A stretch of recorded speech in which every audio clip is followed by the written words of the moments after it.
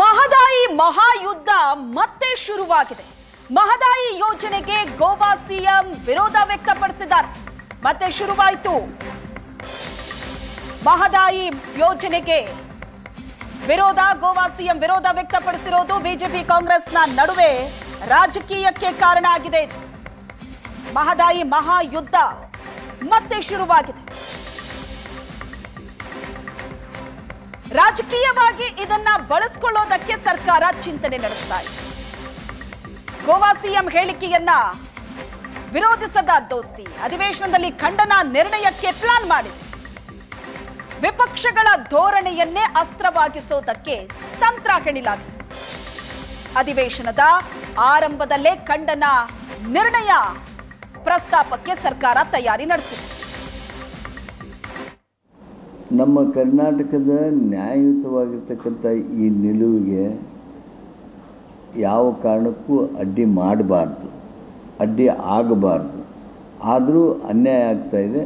ಈ ಅನ್ಯಾಯವನ್ನು ನಾವು ಯಾವ್ಯಾವ ಹಂತದಲ್ಲಿ ಹೇಗೆ ತೆಗೆದುಕೊಳ್ಬೇಕು ಅನ್ನೋದ್ರ ಬಗ್ಗೆ ಸದನದಲ್ಲೂ ಸಹಿತ ನಾವು ಚರ್ಚೆ ಮಾಡ್ತೀವಿ. ಈ ಬಗ್ಗೆ ಹೆಚ್ಚಿನ ಡೀಟೇಲ್ಸ್ ಅನ್ನ ಕೊಡ್ತಾರೆ ನಮ್ಮ ಪೊಲಿಟಿಕಲ್ ಬ್ಯೂರೋ ಹೆಡ್ ಆಗಿರುವಂತಹ ಆನಂದ್ ಬೈದನ್ ಮನೆ ಸಂಪರ್ಕದಲ್ಲಿದ್ದಾರೆ. ಆನಂದ್, ಮಹದಾಯಿ ವಿಚಾರದಲ್ಲಿ ಮತ್ತೆ ಈಗ ತಿಕ್ಕಾಟ ಶುರುವಾಗಿದೆ. ಬಟ್ ಇದನ್ನ ರಾಜಕೀಯವಾಗಿ ಬಳಸಿಕೊಳ್ಳೋದಕ್ಕೆ ಪ್ಲಾನ್ ಮಾಡಲಾಗ್ತಾ ಇದ್ದು ಏನ್ ನಡೀತಾ ಇದೆ?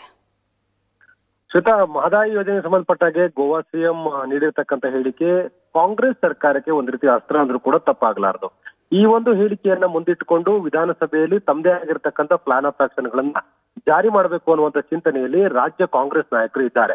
ಅದಕ್ಕೆ ಬೇಕಾಗುವ ಪ್ರಯತ್ನವನ್ನು ಕೂಡ ಮುಂದುವರೆದಿದ್ದು ವಿಧಾನಸಭಾ ಅಧಿವೇಶನದ ಆರಂಭದಲ್ಲಿ ಗೋವಾ ಸಿಎಂ ಹೇಳಿಕೆಯನ್ನ ಖಂಡಿಸುವ ಖಂಡನ ನಿರ್ಣಯವನ್ನ ಪ್ರಸ್ತಾಪ ಮಾಡಲಿಕ್ಕೆ ಈಗಾಗಲೇ ಚಿಂತನೆ ಕೂಡ ನಡೆದಿದೆ. ಅಂದ್ರೆ ಈ ಒಂದು ಖಂಡನ ನಿರ್ಣಯವನ್ನ ಸಹಜವಾಗಿ ಪ್ರಸ್ತಾಪ ಮಾಡೋದನ್ನ ಪ್ರತಿಪಕ್ಷವಾಗಿರ್ತಕ್ಕಂಥ ಬಿಜೆಪಿ ಮತ್ತು ಜೆಡಿಎಸ್ ಒಂದ್ ರೀತಿ ಗೊಂದಲದ ವಾತಾವರಣಕ್ಕೆ ಬಂದು ನಿಲ್ಲತ್ತೆ. ಯಾಕಂತಂದ್ರೆ ಗೋವಾ ಸಿಎಂ ಆಗಲಿ ಅಥವಾ ಕೇಂದ್ರ ಸರ್ಕಾರದ ವಿರುದ್ಧ ತಮ್ಮ ಆಕ್ಷೇಪಗಳನ್ನು ವ್ಯಕ್ತಪಡಿಸಲಿಕ್ಕೆ ಬಿಜೆಪಿಗೆ ಸಾಧ್ಯ ಆಗುದಿಲ್ಲ. ಹಾಗಾಗಿ ಈ ಹಂತದಲ್ಲಿ ಗೋವಾ ಸರ್ಕಾರ, ಕೇಂದ್ರ ಸರ್ಕಾರ ಯೋಜನೆಗೆ ವಿರೋಧ ಇದೆ ಅಂತಕ್ಕಂಥ ಒಂದು ಸ್ಪಷ್ಟವಾಗಿರ್ತಕ್ಕ ಸಂದೇಶವನ್ನ ಉತ್ತರ ಕರ್ನಾಟಕದ ಭಾಗದ ಜನರಿಗೆ ತಲುಪಿಸುವಂತ ಪ್ರಯತ್ನ ಸರ್ಕಾರದ. ಆ ಕಾರಣಕ್ಕಾಗಿ ಖಂಡನ ನಿರ್ಣಯವನ್ನ ಇಲ್ಲಿ ಮಂಡಿಸಬೇಕು ಅನ್ನುವಂತ ತಯಾರಿಯನ್ನು ಈಗಾಗಲೇ ಕಾಂಗ್ರೆಸ್ ಸರ್ಕಾರ ಮಾಡ್ತಾ ಇದೆ.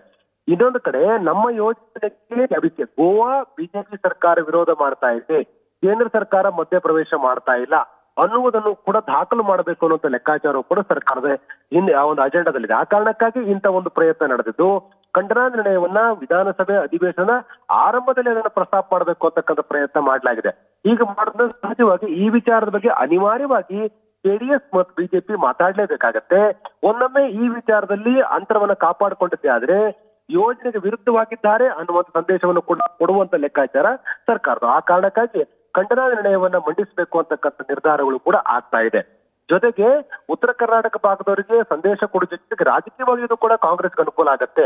ಕಾಂಗ್ರೆಸ್ ಈ ಸಂದರ್ಭವನ್ನು ಬಳಕೆ ಮಾಡಿಕೊಂಡು ಕೇಂದ್ರ ಸರ್ಕಾರದ ವಿರುದ್ಧ, ಬಿಜೆಪಿ ವಿರುದ್ಧ, ಗೋವಾ ಸರ್ಕಾರದ ವಿರುದ್ಧ ವಾಗ್ದಾಳಿ ಮಾಡ್ಲಿಕ್ಕೆ ಕೂಡ ಅವಕಾಶಗಳು ಲಭ್ಯ ಆಗತ್ತೆ. ಒಂದು ಗಟ್ಟಿಯಾಗಿರ್ತಕ್ಕಂಥ ಸಂದೇಶ ಕೊಡಬೇಕು ಅನ್ನುವಂತ ಕಾರಣಕ್ಕಾಗಿಯೇ ಖಂಡನ ನಿರ್ಣಯವನ್ನ ಮಂಡಿಸಬೇಕು ಅಂತಕ್ಕಂಥ ಚಿಂತನೆ ಸರ್ಕಾರದ ಮಟ್ಟದಲ್ಲಿ ನಡೆದಿದ್ದು ಅಂತಿಮವಾಗಿ ಅದಕ್ಕೆ ಬೇಕಾಗಿರುವಂತಹ ತಯಾರಿಗಳು ಕೂಡ ಮುಂದುವರೆದಿದೆ. ಸದನದಲ್ಲಿ ಈ ಬಗ್ಗೆ ಪ್ರಸ್ತಾಪ ಮಾಡ್ತೇವೆ ಅಂತ ಹೇಳಿ ಕಾನೂನು ಸಚಿವರಾಗಿರ್ತಕ್ಕಂಥ ಎಚ್.ಕೆ. ಪಾಟೀಲ್ ಈಗಾಗಲೇ ಸ್ಪಷ್ಟಪಡಿಸಿದ್ದಾರೆ. ಈ ಮೂಲಕ ಕೇಂದ್ರ ಸರ್ಕಾರ ಮತ್ತು ಗೋವಾ ಸರ್ಕಾರದ ವಿರುದ್ಧ ತಮ್ಮ ವಿರೋಧವನ್ನ ದಾಖಲು ಮಾಡುವಂತ ಅತ್ಯಂತ ಗಟ್ಟಿ ಧ್ವನಿಯನ್ನ ಮೊಳಗಿಸುವಂತ ಪ್ರಯತ್ನವನ್ನು ಸರ್ಕಾರ ಮಾಡಿ ಹೊರಟಿದೆ. ಎಸ್, ಥ್ಯಾಂಕ್ ಯು ಆನಂದ್ ನಿಮ್ಮೆಲ್ಲ ಡೀಟೇಲ್ಸ್ಗೆ.